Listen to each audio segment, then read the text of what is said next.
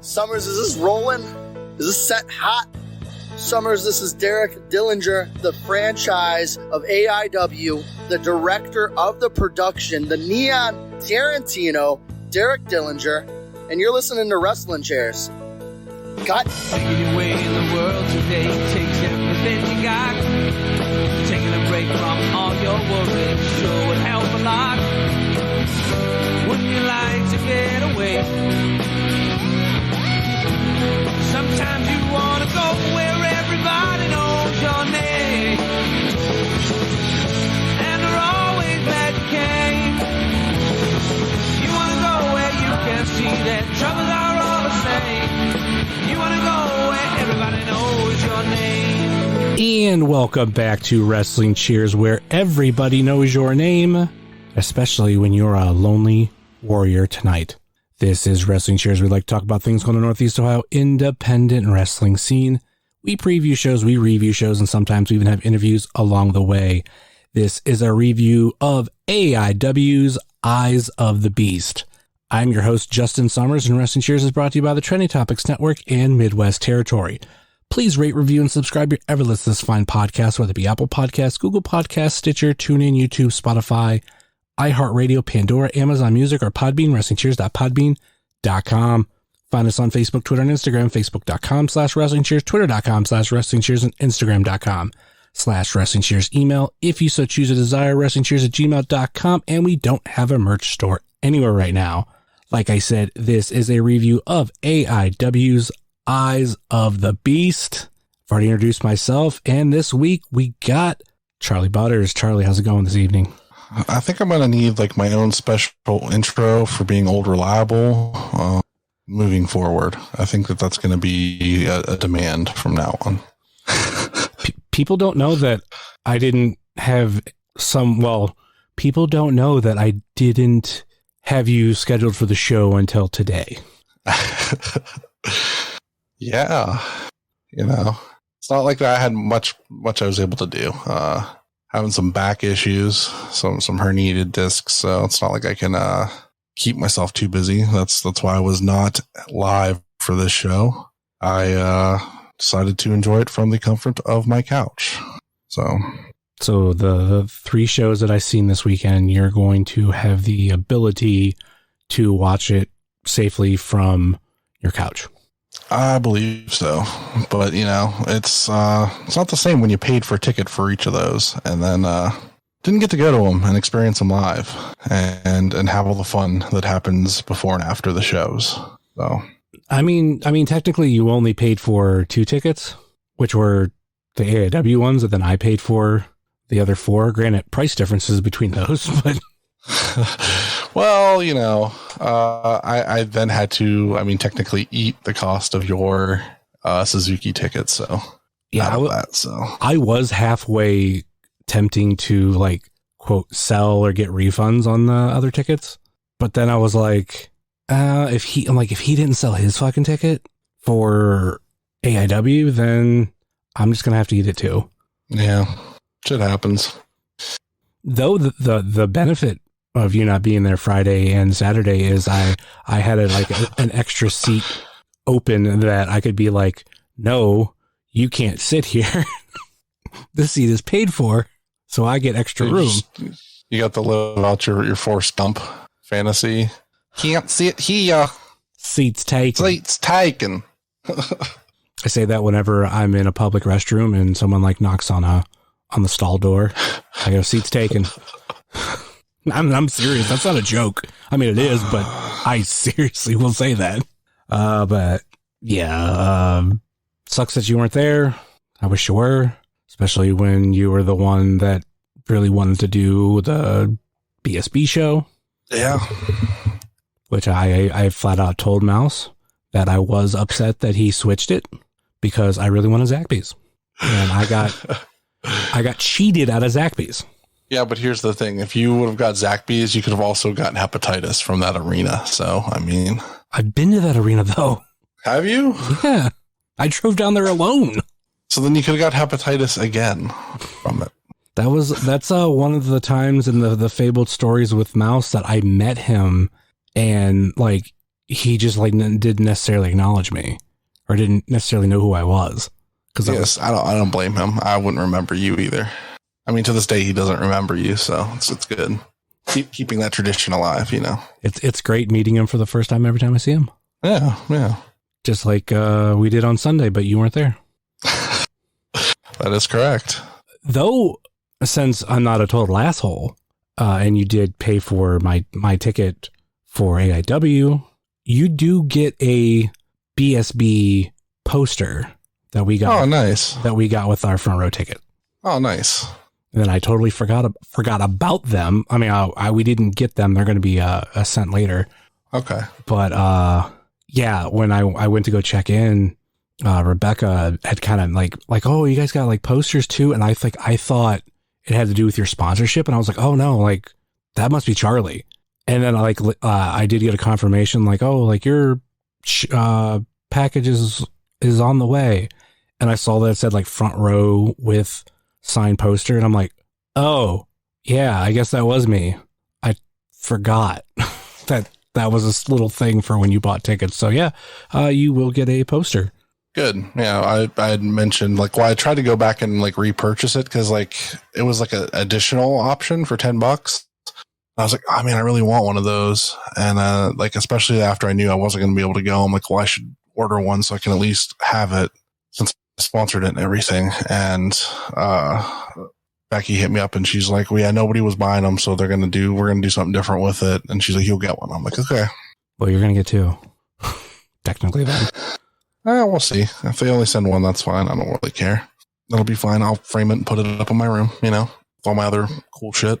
I still got my old wrestling posters. I can't wait till I can have a real office with a lot more room and everything, because that's like some posters that I got to put up, and that's one of them. I got two from old wrestling. I have one of the actual poster that was used, and then the one that like everybody on that show signed.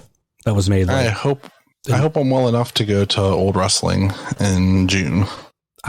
That's the one thing I don't know about with me, because I don't know if I'm going to do that or LVAC, because the Friday LVAC show is the same day. Oh, okay. I would like to go to the June show, but I'd also like to do 2 days of LVAC because I've never been out there, and especially when they start announcing who's going to be there, and if there's like people that are going to only be there like Friday and not Saturday, right? Like I got a list of people, like if they're there, I want to fucking go. Like Terry Calloway, Jeff Cannonball, Shay McCoy. Before we get into this actual card, do you follow Shay on TikTok? I did see that video. Ironically, I know exactly what you're talking about. Oh no! They got a bunch. Like I've been following Shay for a couple weeks. My favorite thing, and I forget, I was talking to somebody about this. Like they have. I mentioned it. I can't remember if it was during the Sens at Prom interview or before, but Shay does did these gatekeeping videos that are great. Yeah. Like they'll be wearing a shirt and like someone will come up and like ask them a question about it and be very gatekeepy. Like I think the first one was like they're wearing a Napalm Death shirt and they get asked about it, and Shay goes, "Who the fuck's Napalm Death? Napalm Death. Fuck. I don't even know who the band is." So, but I thought that was fucking hilarious. And there's like other ones that they've done. Highly recommend that follow on TikTok. But anyway, we got this AIW show like 10 minutes in and haven't even really talked about it. Yeah, we should probably do that. Yeah. Eyes of the Beast. Normally we talk about meet and greets that we've done, but you didn't do any. I wouldn't have done the Suzuki one anyway, because I already did it in North Dakota. So yeah. So I did that one. This is the first time I would say it's the first time AIW's ever done this, but I think they've done it once or twice before, and it's rare, where they start the meet and greet literally before the doors open, because now with like that other room that where the bar is, there's another door over there, so we're able to like get in there and get it done, which it made like the line shorter. Like I didn't wait that long, so I thought that was cool as shit. Got a picture, got an autograph. And then the only other thing I did was I got another picture with Chelsea. I say another because Technically, I have one with her back at IWC, but I did want a new one, and I had her sign her figure, and I have a card of hers that she signed. And I thought that was going to be like the end of me spending money, because already right there between both of them, that was like close to $100. And then, which also too, I did buy a Bendum from Kayfabe Collectibles, because this was the potentially last time we're going to see them at AIW. They might come up later in the future, maybe some certain shows, but they're moving to Florida and are going to be more based down there. So I want to buy something, and I found the Ahmed Johnson Bendum, so I picked that up. So at this point, spent like $100, didn't want to spend any more, because I'm like, fuck, that's show hadn't even started, and I already spent $100.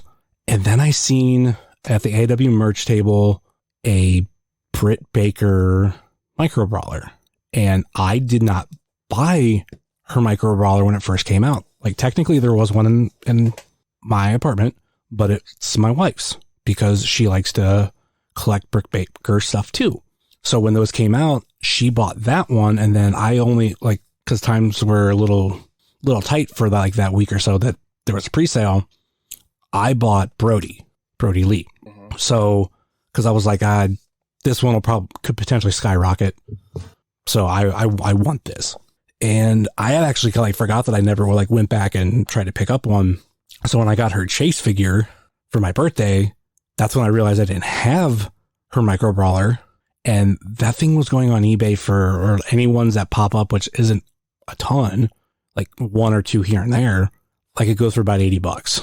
Some a little bit higher, some a little bit lower, but not much. They were selling a signed one for $100. So I was like, that's kind of a steal.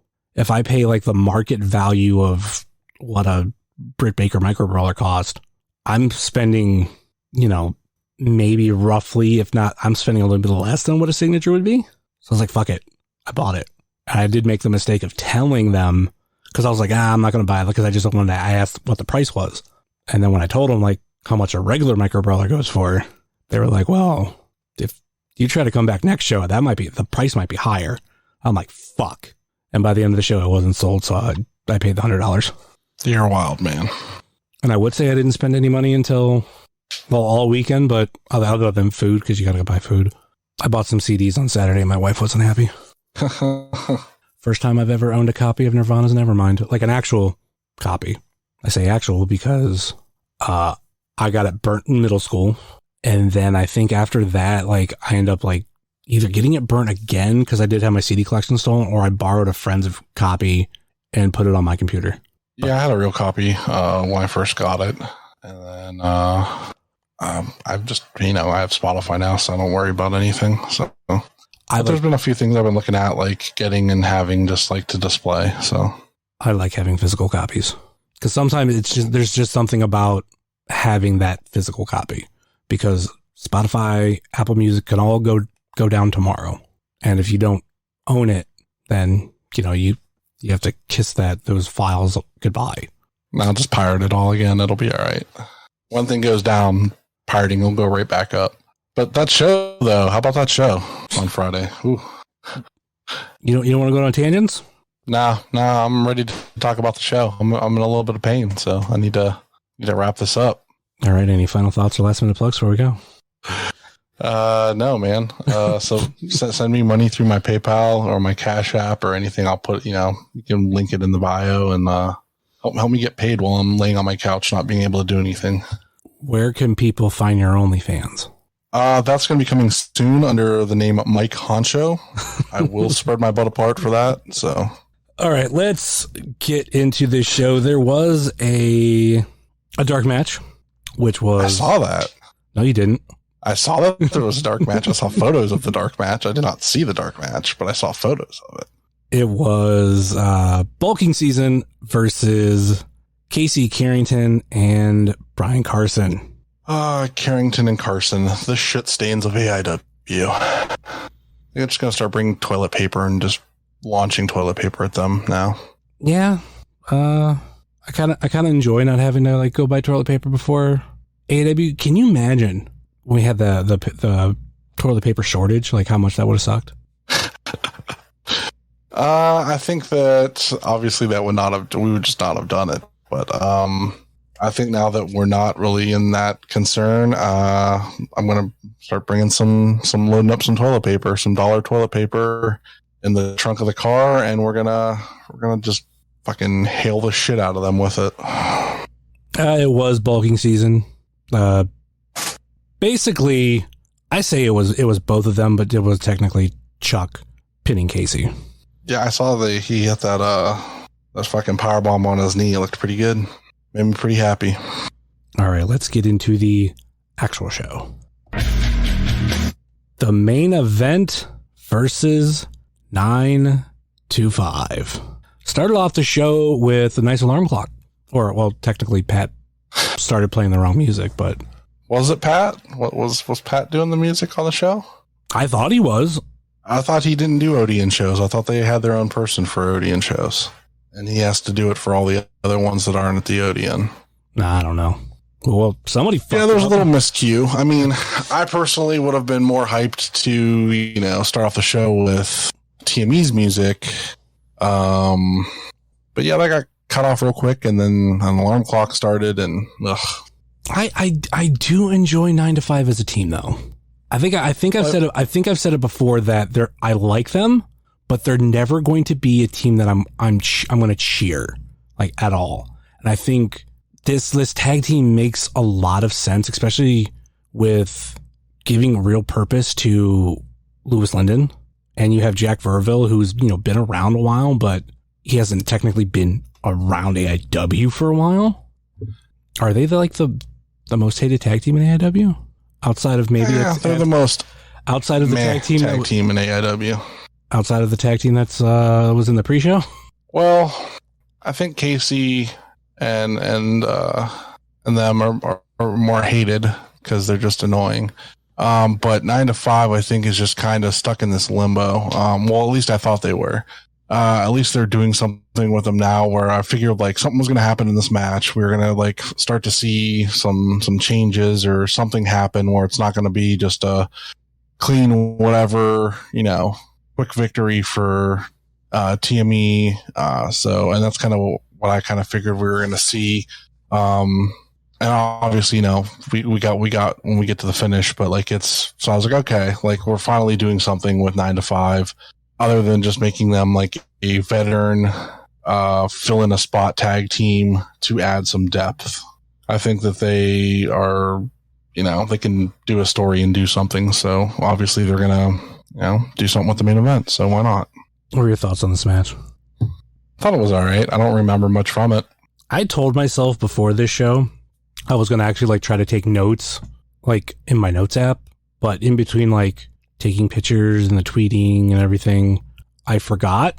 Yeah, you're kind of super busy when you're doing all that shit because you got to tweet everything out, plus take photos and all that. Yeah, you're busy for at least the first half of the match, and then right as soon as the bell rings, you're busy for anything else after. So I enjoyed my weekend off of doing it.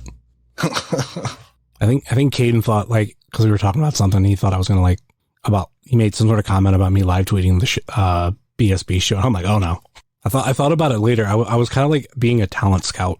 Not I was going to scout them for anything, but it's just me learning new people, scouting talent for my mental arsenal. Yeah. But yeah, because I know when we do these, sometimes I'll forget certain things, and that annoys me. But I don't know when the fuck I would write down this information unless I go back and rewatch the show. And obviously this week, that wasn't going to be an option. Right. I still think, the main event, one of the best tag teams in AIW, one of the best additions to AIW last year. And yeah, they're my top 3. So, I mean, the tag team division as a whole is very close, a very close race. I know I posted a thing after this show of where I was on certain end of the year awards. And basically the tag team division is a tie. I would say, but I don't want to give it to them right now, it would be PME, but I just genuinely feel like it's a tie, and probably whoever beats PME will be my tag team of the year, because they're going to be the one who obviously break out from the pack. And I'm looking forward to where we're going with this division, but like having to wear, which, you know, the finish was Lewis Linden pinning Duke Davis. That was surprising, but 9-5 doesn't get a lot of wins in AIW, and it kind of like strengthens the tag division. Well, that's what I said. It's kind of, you're getting more stories out of just like everybody chasing the tag titles. Now you're going to have this story between these two teams, which they needed to do something, because it's very much just been everybody chasing the belts and the 10 different ways we can mix all those teams together chasing for those belts. Now it's like, okay, these two teams are going to square off and kind of have their own feud going forward, you know, with some bullshit. So I don't necessarily know this is going to be a feud going forward. I think that just raises stock from 9-5 of like, they got to win. What's next for them? I don't know if they're going to be like ones to like really contend against PME, but they could potentially play spoiler to some other teams. I mean, technically, if I'm correct, they've beat like a lot of these teams in this division. They beat Bulking Season on their debut. We know they beat Members Only. They just beat the main event. I'd have to pull up on Cage Match. I'm pretty sure that's the only 3 victories they have. They're like I said, they add depth to the division, but I also feel like there's a lot of slop in what they do. They're not as crisp as some of the other teams are, like Bitcoin is. So I think that if they, you know, pick that up a little bit more, maybe we'll see something more out of them, but I don't have super high hopes for it. Plus, especially when you have a heel tag team champions right now, there's no point in even like pushing another heel tag team towards those belts, because nobody wants to see that match. I mean, you could push them towards the belts, because that would be who would then go up against whoever beats PME, puts them in line. Looking it up, I do believe you are right. Those are the only wins. They beat Bulking Season in their debut. They lost a 4-way at Major Announcement. It was 40 Acres that won. PME beat them at Nightmare on North Elm Street. They beat Members Only. Bulking Season got a win back at We Had a Few Hits a few years ago, and then they lost to Rip City Shooters at Ether. They lost the production at Wrestle Rave, and now they beat the main event. So technically, the next thing's up for them is a rubber match with Bulking Season, at least in my opinion. Looking forward to it. Is that sincere? You can't note the sarcasm in that. I don't know, man. I don't know. You're kind of in pain, so I don't know if it's one of those things. No, I if they want to do that, that's fine. I really don't care. That's fine. I mean, I'm sure we'll get it eventually. So I don't know if that'll be the next thing we see, but I'm sure that'll be something that's in the books for them if they're not going to continue to feud with main event, and they're going to just keep moving on with other tag teams. I mean, obviously they're going to come up against them again soon anyway. So they just need to bring donuts. That's been my issue with them. They lied to us at the Winchester. We want actual donuts. Talking to you, Bulking Season, you need to be the one to bring the donuts, because it's not going to be these fuckers. Anyway, let's move on to the next match. Next up, we had Jocelyn Navarro versus Shaza McKenzie, and this is one I have a lot to say on. This was my first time seeing Shaza. Wasn't really impressed with her. Same. There's a lot of hype there for nothing. There's a lot more talented people I think would have been a bigger name to bring in and face against her and given her a better match and given her more name recognition for the victory. And I'm calling out John Thorne right now. Trish fucking Adora versus Jocelyn Navarro. Let's make this fucking happen at a big show. That's a money fucking match. That match can main event an AIW show. Promise you, it will fucking deliver. Make that happen. If I got to sponsor it to make it fucking happen, I'll sponsor it to make it fucking happen. Let's do some business. Only if the title's on the line. If they want to put the World Diaspora Pan-African Championship on the line, let's fucking do it. I'm sure that probably wouldn't be one of the steps anyway. I mean, I'm sure Jocelyn would want, or are you talking about the AIW title? No, I'm talking about Trish's title. Okay. Yeah. I mean, that would obviously be like a caveat for Jocelyn. I'm to assume she'd want that on the line. She'd want to become that champion. So let's do it. Yeah, I'm not expecting that women's title to ever come back unless Shayna somehow doesn't resign or gets released. And I was thinking about that the other day, and I'm not sure if that's ever going to happen, because if who she's tag teaming with right now is maybe a sign of what they think of her, she could be someone that just stays around for a long time and cashes checks, which I love Shayna and more power to her. But yeah, I'm not expecting that title to come back. And even if, hypothetically, something does happen, I don't know if she would like come directly back or what. So, but basically, it's kind of what we expected. Jocelyn pinned Shazza for the win. Anything to add? No. All right, let's move on to the next one. Derek Dillinger versus M-Dog Matt Cross. Unfortunately, no Grandma Cross. I did talk to Matt after the show.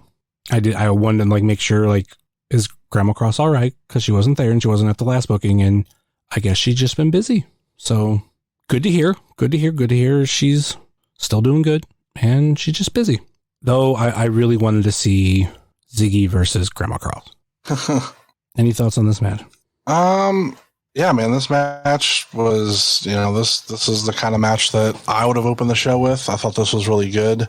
High energy, fast paced. Things were going, all over. I'm not sure what the hell Ziggy was doing in a couple of the spots when she was interfering, but it did not look like she was trying to interfere. I don't know what she was doing up there with Matt, but she was not interfering. I don't know what the hell was going on.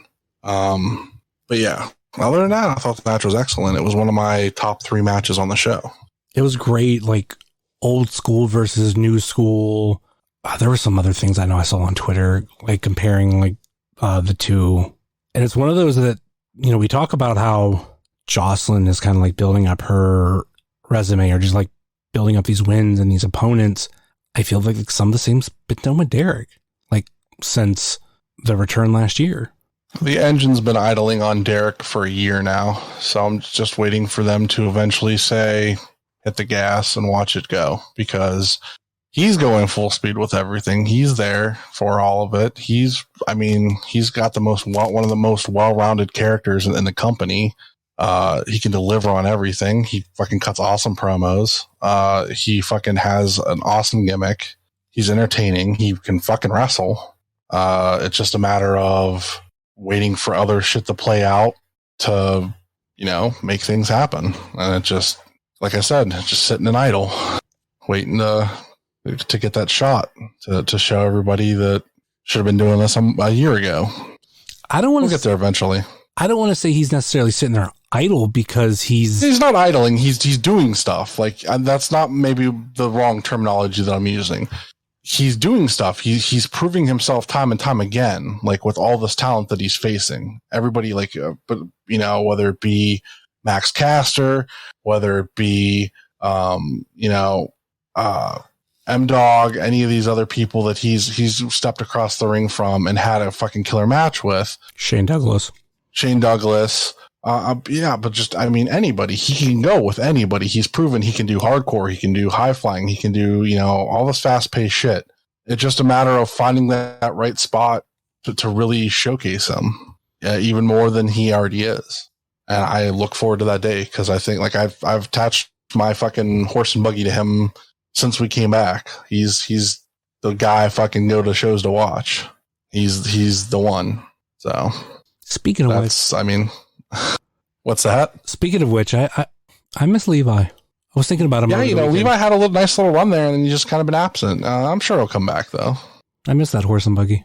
We know Thorne likes him, so he'll be back eventually. I'm sure when things align. He could be Black Label Pro Champion here soon. So, any other thoughts on this match? This should have went for another hour, and I don't know about that. Listen, because I didn't want it to end. I wanted it to go much longer than it did, and so I thought it was good. Listen, just because you were watching this show at home, on your couch, relaxing, I don't necessarily want to be sitting there in fucking Cleveland for another hour. If I was there live, I would have wanted it to go longer. Trust me. Like I told you, the reason I go to these shows a lot of the time is like there's a handful of certain people, and that list of people is like 2 or 3 people right now, and he's been number one since we've come back. So it's just Yeah, please no hour match. No. Fuck it. Let's do it. Iron Man. Let's make him the Iron Man of AIW. Who we facing? Derek, get at me. Let's figure this out. Who can we face for an hour? I hope he gets back to me and be like, fuck you. I don't want to wrestle. Probably. There's nothing else. Derek Dillinger picked up the win via pinfall. Let's move on to the next match. Now, this is a match where, or at least one of the times of this show where I realized, we got to add some songs to the playlist because we're kind of lacking. Because when Jackson Stone came out, I was like, who the fuck is this? Just by the music. Obviously, I know who he is, right, and everything, but like when the music is we have a 3-show rule. He's only been on 2. The next show he comes out at, we can add him. We got to stick with it. Now Riley Rose, on the other hand, we'll get to that little motherfucker later, but if we want to get technical, he's been on more than you want to include the match from 2020. I don't think we should, because there's a lot of people on that show that are not in the company right now. That wasn't his first AIW match. He was in a Haas Scramble at Mount Carmel. Okay. Because technically in 2020, that was a pre-show. But I was going to also say technically, he kind of joined a group, and we know you're coming back. I don't know, man. Other people were in that group too, and we don't see them around anymore. And we added their theme. We did, and it's a horrible theme, so we should probably remove it. We don't remove themes. It's not. This is the only themes of AIW right now. This isn't a volume set. It's anthology of all the themes. I can't say all the themes because there's a lot over time, but once we remember some. All right. You just want to have Shane Douglas on there, which granted, you can have it on Spotify, but it's not on fucking Apple Music. That's right. That's why the Spotify list is superior. Has the Shane Douglas theme. And I know Derek Dillinger will back me up on that. But anyway, back to this match. Yeah. Jackson Stone versus Dominic Arini. These dudes beat the shit out of each other again. Which is great. I think the thing that I love is seeing a bit more from Jackson Stone. I think what we're seeing here, what we're about to see a more of, is kind of a different side of him. Any other thoughts on Jackson Stone? I mean, he likes to throw suplexes. That's cool with me. Dom is obviously another reason why I come to AIW shows. So he's in my 3 people that I was talking about earlier. Obviously, this story we kind of thought was done and over with, and now it's not again. And it's God damn it! Oh. Just when we think we're done with with Casey Carrington, and he has to fucking a bad turd. He pops up, can't flush him, keep him flushed, and now we're gonna have to just shower him in toilet paper. Well, I didn't think it was over personally, because what's his name left doesn't mean it was over. And also, what I failed to mention about the pre-show match, Dom came out and distracted Casey, causing him to lose. So there for the live crowd, there's we're kind of figure a Casey versus Dom match is an APSO match, kind of I figure that's where we kind of were heading with this eventually, if it just didn't end after everything kind of happened. So with this kind of adding this new ripple to the story, with adding Jackson Stone to the group, I mean, it's interesting. The Bone Collector. It definitely adds a big layer of who is Dom gonna have help him in the future. I mean, we've already seen some of the people. Are we gonna go back to the well with those guys, or are we gonna see some different people kind of? And if we do see some different people step up, you're also getting to see Jackson Stone take on guys like Filthy Tom Mahler and people like that would be kind of interesting. So I'm kind of all for that. The Bone Collector versus Dominic Guarini. Right? That's the match. I don't know what you're talking about. We kind of glossed over the detail that, with help from a distraction from Brian Carson and Casey Carrington, Jackson Stone was able to pick up the win. And it didn't seem like they were necessarily working together. It was just more or less, hey, they were more there for Dom and just for have him to lose, but they did like embraced afterwards. Like this was part of the plan. Yeah, I was gonna say commentary like made it seem like there was more to it than that. So, which was the nice added layer for context for a lot of stuff. Commentary definitely did their job and added a lot of layers of context to things throughout the show that I thought they did a really great job with. So, especially the commentary duo of the Duke and Nathan Segura for the M-Dog and Derek Dillinger match was quite entertaining. Any other thoughts on this match? No. All right, let's move on to the next one. Pretty Boy Smooth versus Kaplan versus Filthy Tom Lawler versus Joshua Bishop. 3 former absolute champions and Kaplan. I mentioned that little tidbit on the preview. Here's something that I realized during the show, or it was the day of the show, but regardless, with those 3 champions, it was Bishop that beat Filthy and Filthy that beat PB. So 3 former absolute champions in a row with title reigns versus Kaplan. Yeah, this was just a car crash match, man. Whew. Is that a complaint? No, it was pretty wild stuff. Good way to go to intermission. One of my favorite things from this match, I think it was when, who went through the table of the outside? Was it Kaplan on the table, Bishop? Or no, it was Bishop on the table.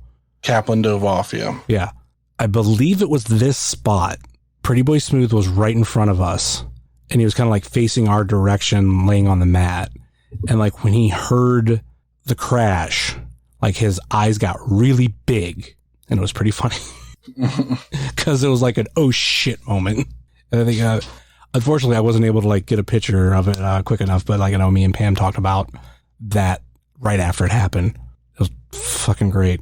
But this was the match that we expected to be what it was, and I think just there's something like lately where PB has been getting into like more matches like this. Like he's not necessarily the most violent type, but he's putting himself up right next to all of them. Any thoughts on this match? Oh man, it was just a wild, crazy cluster. What I was expecting out of it. No, it was Joshua Bishop pinning Pretty Boy Smooth for the win. Let's move on to the next match. Like you said, we had intermission, and we came back from intermission with Riley Rose versus Johnny Patch versus Chase Oliver versus Uncle Chase versus Wes Barkley versus Mikey Montgomery. This was another crazy match. Yes. Unfortunately, we did not get Ed's thoughts on Uncle Chase because he said he couldn't see a lot of the show, so he doesn't really have an opinion on him.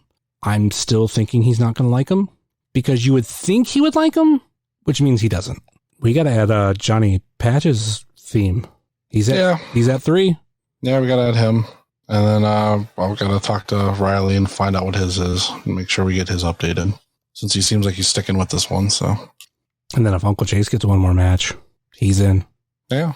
But let's talk about the guy whose match this was to lose. Actually, there was 2 of them, Wes Barkley and our good friend Chase, who, no pressure, went in and took care of business.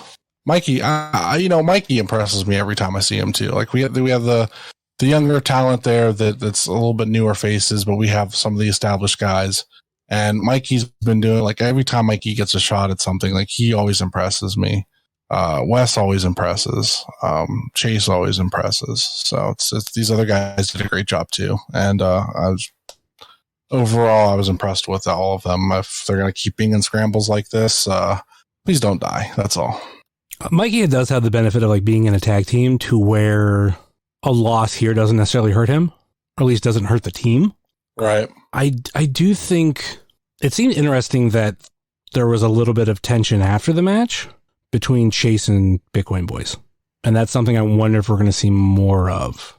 Well, you know, there's certain members of a certain group that Chase used to be a part of that could probably make a surprise return and team with him, face the Bitcoin Boys, and I'd be very happy with that.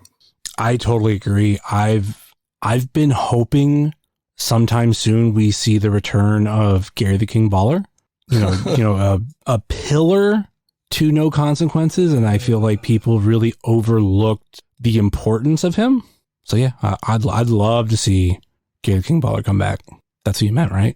You have the worst dad jokes. I swear to Christ. Why would you swear to Christ? You just have the worst ones, man. I'll tell you. How do you know I have the worst ones, though? Like, because I'm officially saying you have the worst ones. I'm judging it right now, saying you have the worst. What's wrong with Gary the King Baller? He's not even active. What do you mean? What's wrong with him? He hasn't been active in years. He's a lawyer. He's not going to do that. He can come back for a one-off. I'm not sure if you can critique my booking decisions. Telling you that my idea is a fucking money idea. Everybody can go to Twitter, check out my Twitter, Charly_Butters. Tell me my fucking booking idea ain't fucking awesome, because it is. Because you don't agree with it. I got lots of likes on it. I'm going to have lots of retweets and lots of likes on it. Yeah, because that counts. That means that means you're a genius. Yep, that's it. Smartness is right there. All right. Anyway, let's keep going. My leg hurts. Oh yeah, I'm gonna make sure we drag this on for like another hour. I know you're fucking trying here. You're getting to me. Now you know how that match would feel for Derek. Maybe he wants this podcast to go another hour. Huh? Think about that. Derek does not have herniated discs in his back that make everything he's doing painful for him right now, as far as I understand. At least if he was listening to this podcast, he could be laying down doing it, not sitting in a chair where it hurts doing it. So, any other thoughts on this match? What was your favorite spot in the match? I don't fucking remember any. That's what I'm talking about, like not having notes. I don't remember shit. You don't remember any spot that really stood out in this match, like a shooting star press to the outside or a dive to the outside that you thought was really impressive? Charlie, I don't know if you realize this. I went to 3 shows this weekend, and I saw a lot of crazy spots. Oh, my God, just yap. About 3 shows. Like, I mean, you have no memory whatsoever. I mean, that's partially a dig, but that's also like, no, I literally don't fucking remember a lot because I went to 3 fucking shows, and it's a blur. Do you? Yeah, man. Yeah. Johnny Patch's shooting star to the outside was fucking wild. Oh, I forgot I did see that on TikTok. Mm-hmm. It was Chase Oliver that picked up the win. I couldn't remember who he pinned. Like, in the moment, it was in between Mikey and Riley, and I couldn't remember. I think it was Riley. I think that's what I thought too, but I was like, I don't want to tweet out the wrong name and someone be like, hey, jackass, it was fucking Mikey. So I was like, I'll just say that he won because technically I'm not wrong. And I got a really good picture of him standing over I'll say it and they can say it to me and I'll laugh at them and say, I don't give a fuck. So I'm saying that it was Riley that got pinned. If I'm wrong, fucking say it to me. I don't care. I hope you're wrong and it's Jared the one that corrects you. I don't give a fuck. All right, let's move on to the next one. We had members only versus PME for the AIW Tag Team Championships. And for me, like, this whole match just shows you, like, what I was saying earlier about how close this division is. And I felt like members only was right up there, even to the point of, like, spoiler alert, it seemed like they won for a second, but Philly got Marino's boot on the rope. I do have a picture of it, of when it happened. It's a live picture that I need to convert to video to see instant replay. Was the boot on the rope before or after the 3? I think it was after. I think it was after. I think it's like a really split second after. It's close, but What were your thoughts on the match?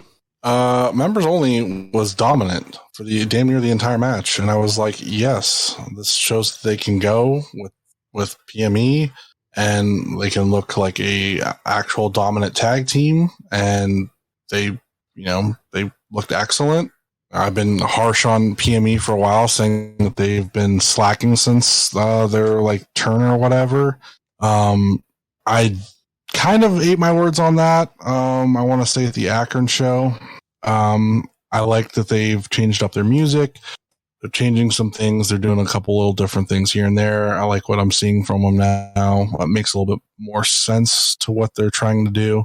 But I mean, members only, like they came and delivered and showed that like they can just go with anybody. This was just proof like they're ready for a tag title like run. Like I was really hoping that they were actually going to somehow pull it off. I thought that would have been really cool. I thought it'd be really cool if they would have pulled it off, but it does seem to go against like what we've been seeing with PME and the tag division of they just keep squeaking ones out. Like there's been like every team seems like they've been robbed.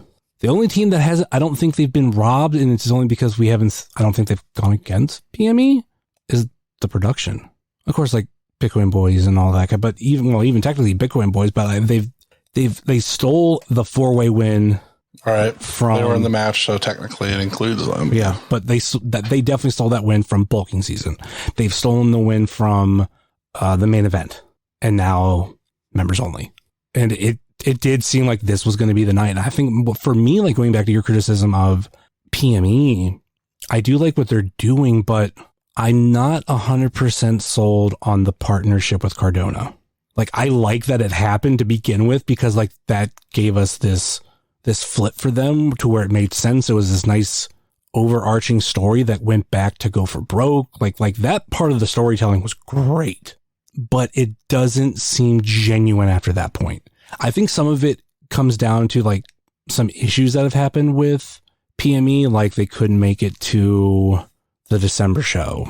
Cardona's not obviously around as much as they are too. So it's like I said, it just doesn't seem genuine for me. I don't know. I think a lot of it, in my opinion, what I don't like is how, yeah, we do long-term storytelling. That's fine. We get that. But at the same time, like the belts are on two people, basically Cardona and then PME, and like not including the Hospital. So then like if one title ain't changing hands and the other title ain't changing hands, then it's just kind of like, yeah, they're just whatever. Like it's nothing special. I don't know. I've been complaining about it for however fucking long. I can complain about it forever. It's just whatever at this point to me. Like I was really hoping members only was going to pull out the victory. They could do something fun with that. Obviously they're building to something else, which is fine. I'm excited to see where that goes, but we can only talk about everything and beat it in the ground so much and analyze it so much when it's just like there's no reason to analyze it or talk it any further than it has been the last 7 times we did this podcast, because it's not going to change until Absolution or later. So we just have to wait till after those. Then when something changes and it's fresh again, then we can go, okay, well now let's analyze what we talk about. There's nothing to analyze, because we're not to the point in the story where there's something fresh to analyze with it. That's just me though. Technically There's stuff to analyze because we don't know what's next. Like we know that obviously I guess being a spoiled fan, in my opinion, me being a spoiled fan, I have a general idea of what I think is going to be next, and I could be completely fucking wrong. And I really hope I am. I think that'd be really great to be wrong this whole fucking time.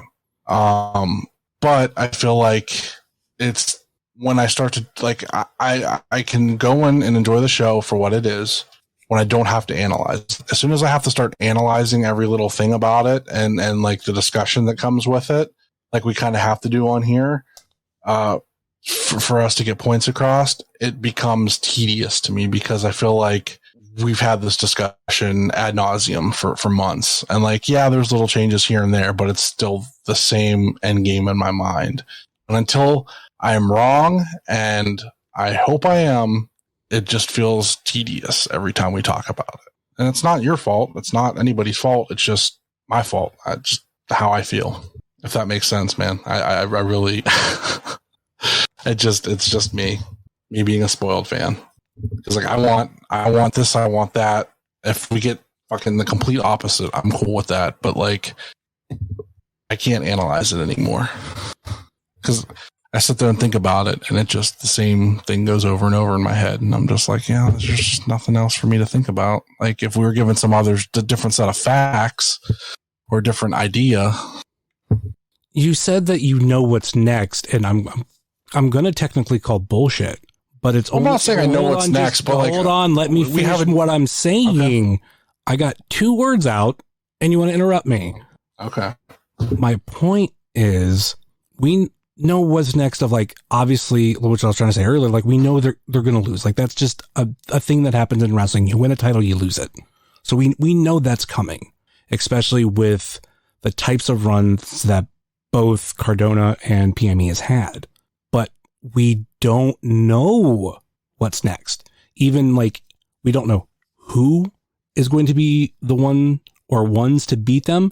And we don't know exactly what's going on for the next show. Like we don't know, is PME gonna have a Cibernetico match? Who's Cardona going to be facing at his next AIW booking, which I would figure would be Gauntlet potentially. We don't know. That's where I'm saying where it's like, that's where I call bullshit. Like we don't know what's next. We know that they will lose, and that's definitely coming down the road. Like that's definitely the big next for that.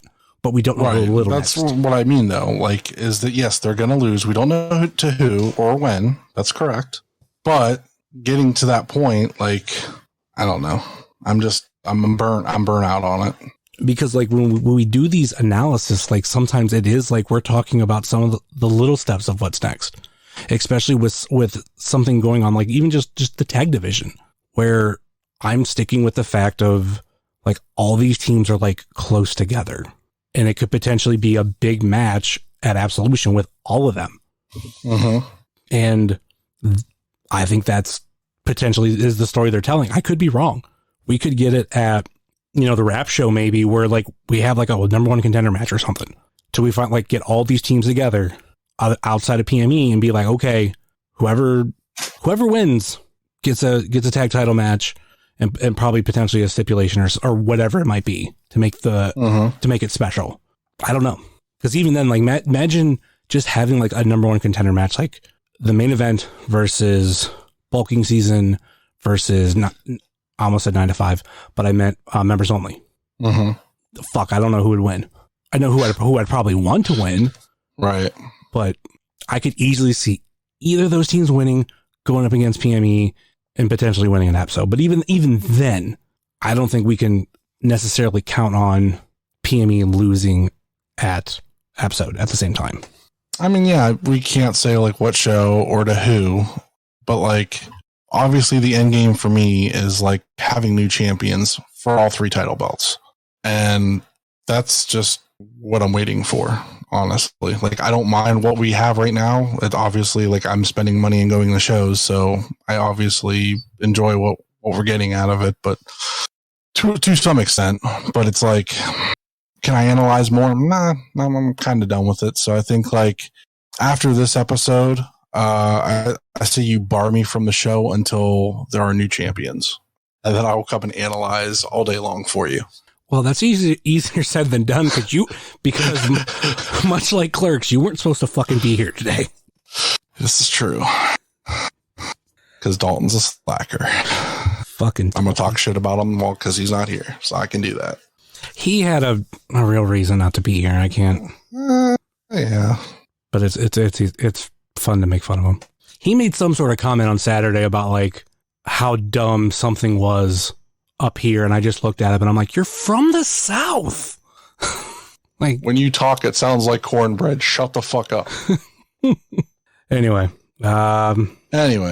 we mentioned, like a half hour ago, what happened with where we thought members only won. Yes, but the match. I was excited.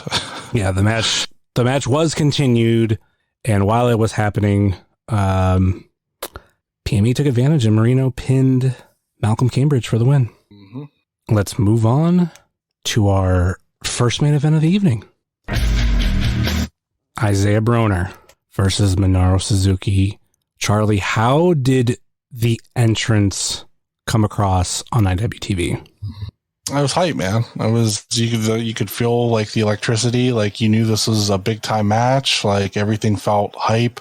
The crowd came across super fucking loud. Like I said, we were probably one of the maybe one or two crowds that actually knew when to sing and made it sound. It came across really fucking loud for Minoru Suzuki.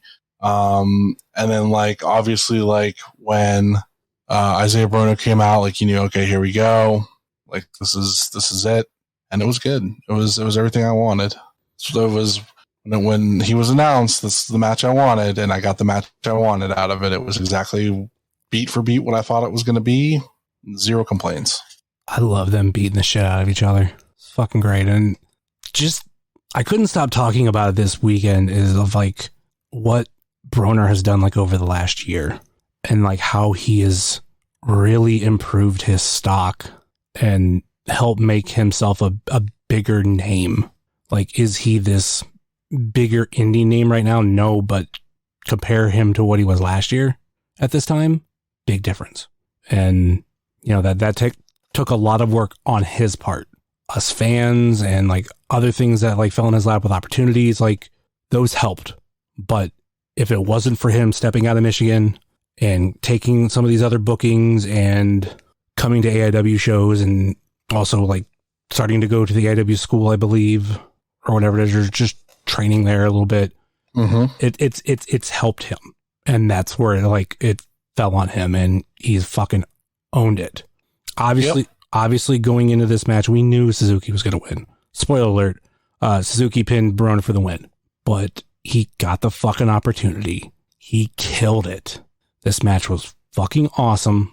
And if I go back and rewatch this show, I'm probably rewatching both main events.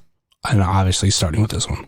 Yeah, you can go do that at independentwrestling.tv. Get them numbers up for AIW for the month. Go watch this show if you haven't already. And if you have, watch it again. Yeah, I got nothing really else to say. Yep. Let's move on to the second and final main event of the evening. Josh Prohibition versus Matt Cardona for the AIW Absolute and Intense Championships. Early in the match, it was made into an official no DQ match because Cardona kept getting out of the ring. I thought if I was Josh Prohibition, like that's a dumb thing to do because A, you have Chelsea on the outside. B, you know he has PME in the building. And unless M-Dog's coming out to save your ass, you're kind of outnumbered. And I've heard people ask like what their favorite match on the card was. And for me, it was this one. It's some of the things that they did in the match. Like, I don't remember a lot like from this weekend, like spots. There's 2 spots in this match that I loved because I didn't see them coming at all.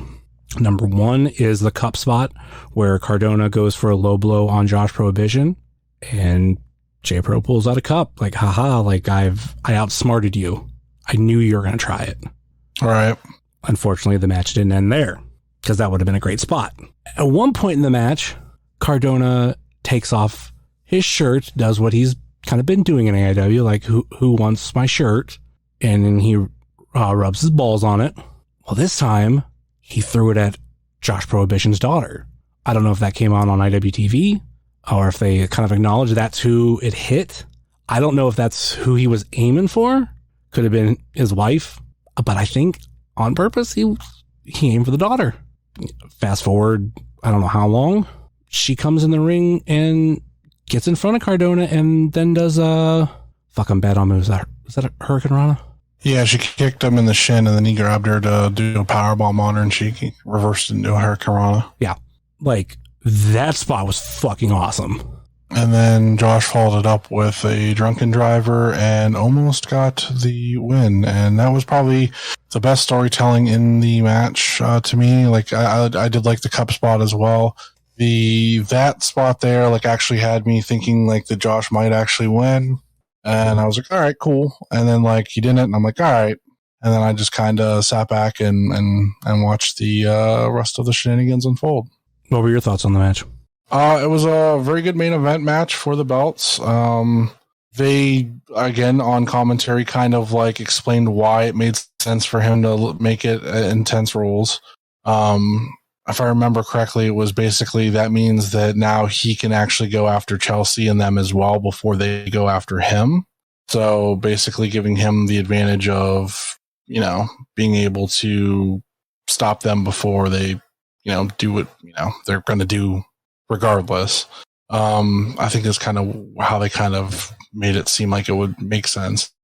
But yeah, overall, I thought it was a fine main event. It was probably his best main event that he's had as champion, I think, in my opinion. I don't know. I kind of want to say it is, but at the same time, I don't think that is like a smack in the face of some of his. And I'm only going like singles matches because that's just kind of like to be fair across the board. It's not a slap in the face against Bishop or Wes. No, I think the West one was pretty decent, but I just, for some reason, I think this one just was better overall. I don't know, just something about it. Like, the way it was put together, the way that it kind of flowed, I thought it was just probably his best one, like, for what it was. Yeah, that's what I'm saying. Like, no, like, disrespect. Right. So, like, those matches, like, it's just one of those things. Like, this kind of was just, it was just better on top of other matches that were good or just as good, but this was better. And it kind of goes into some of that like storytelling. I don't think I'm going to hurt anybody's feelings saying that. I feel like if your feelings get hurt by me saying I thought this match was better than the match you had with them, you shouldn't listen to what my dumbass says anyway. So don't listen to me ever. If you get hurt, if your feelings get hurt about your match not being my favorite of the handful that he's had in singles matches. I think everybody's grown enough that they're all right, though. So I think we'll be all right. I mean, compared to the three, like, you had the shock of Bishop losing. You had, I think I still had some pretty heavy attempts and, like, knew that, like, as cool as it would be, Wes wasn't going to they weren't going to pull the trigger on Wes. And then like this, like, again, like, it was like, it's not going to happen for him, but this is just a really good match. And just the way it was laid out was just, I really enjoyed. I don't know, just how they threw everything together. It made sense. It worked, flowed real well. That's just what it was for me. Like, I didn't care about what the finish actually was. It was just, the story was actually decent enough that I wasn't like, oh, I can just zone out. I don't really care about this. It was, pay attention. This is fun. It was Cardona pitting Prohibition, wrong Josh, to retain the AIW Absolute and Intense Championships. We did have PME come out there during the match too and attempt to help. Technically, the J-Pro kind of kicked their ass, but to begin with. But yeah, that's basically it. I do believe there's nothing really else to add. No, the reign of terror continues. Any final thoughts or last minute plugs before we go? Yeah. Let's see. Do another podcast called If You Catch My Grift. We just did an episode on Tammy Faye Baker, which is really good. Go check that out. If you like hearing about grifters and con men and that kind of stuff.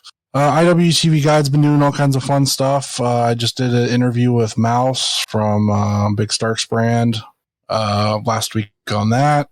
I believe this week they're reviewing a ESW show from 2 weeks ago, and then they're going to review the SUP show from last weekend as well. So they've been doing all kinds of fun, interesting things on there. They got some interesting spotlight people coming up to review and talk about, and so check that out. And yeah, that's it. And that episode will potentially be coming out the same day as this one. Yeah, I guess we're recording on Tuesday this week, supposedly. So we'll see when it comes out. I'm assuming it'll be done Tuesday night late, so I won't edit it until Wednesday. So maybe Wednesday or Thursday, depending. I say potentially only because, like, obviously with it not being recorded yet, not being edited yet. Right. As we're recording, that's the plan, but things could change. Yep. I mean, they could cancel tomorrow and not do one this week. So it is what it is. Shit happens. And of course, you can find myself at jsummers330 on TikTok, Twitter, and Instagram, much like you can find the show on Facebook, Twitter, and Instagram. Facebook.com/Wrestling Cheers, Twitter.com/Wrestling Cheers, and Instagram.com/Wrestling Cheers. Email, if you so choose to desire, WrestlingCheers@gmail.com. And we no longer have a merch store anywhere. Like I said earlier in the show, please rate, review, and subscribe your ever listen to this fine podcast, whether it be Apple Podcasts, Google Podcasts, Stitcher, TuneIn, YouTube, Spotify, iHeartRadio, Pandora, Amazon Music, or Podbean, WrestlingCheers.podbean.com. Check out our friends on the Trending Topics Network, such as All Beer Inside, Eurovision Showcase, The Spanish Announce Table. Check out our other podcast friends, such as Pod Van Dam, Super Fantastic Podcast, It's Evolution Baby, The IndieCast, Sobros Network, Biff Radio, Game Marks Podcast, Powerbomb Jitsu, The Spotlight Series, Fully Posable, Doing the Favor, Positively Pro Wrestling, IWTV Guide, If You Catch My Grift, At Odds with Wrestling, Marks with Mikes, X Over Podcast, This Ends at Prom, and Porch Talk. Check out our other non-podcasting friends such as Thrift Store Jobber, The Savage Dash, The Mystery Men, Redline Radio, Mouse's Wrestling Adventures, VHS Party Tonight on Instagram, Heart of Gold, Toy Toy Show, Time Capsule Toys, Stay Tough, Smokin' Jay's Barbecue, and remember you can use promo code CHEERS for a discount on your order.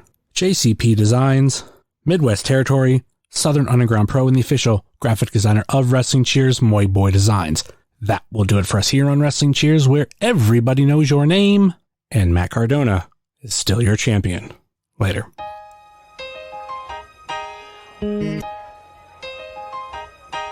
It's the Wrestling Cheers. Get up on your feet, brightening your day in the middle of the week. And you gotta love the show. Yeah, you know it holds a title for the best podcast talking wrestling in Ohio. Finishing a cold one, take a load off. We ain't all about the prohibition like Josh, so we cheers. And then we sit back. Other shows are in the trash, kinda like they Nick Stapp. Like the name is Matt Justice, wearing all the gold. Wrestling Cheers is coming to a close. The #1 podcast going in the game. And one day everybody's gonna know the name. It's the Wrestling Cheers. This is Platinum Max, signing off. Ohio, good night. The world, good night. We love you. We'll see you next week.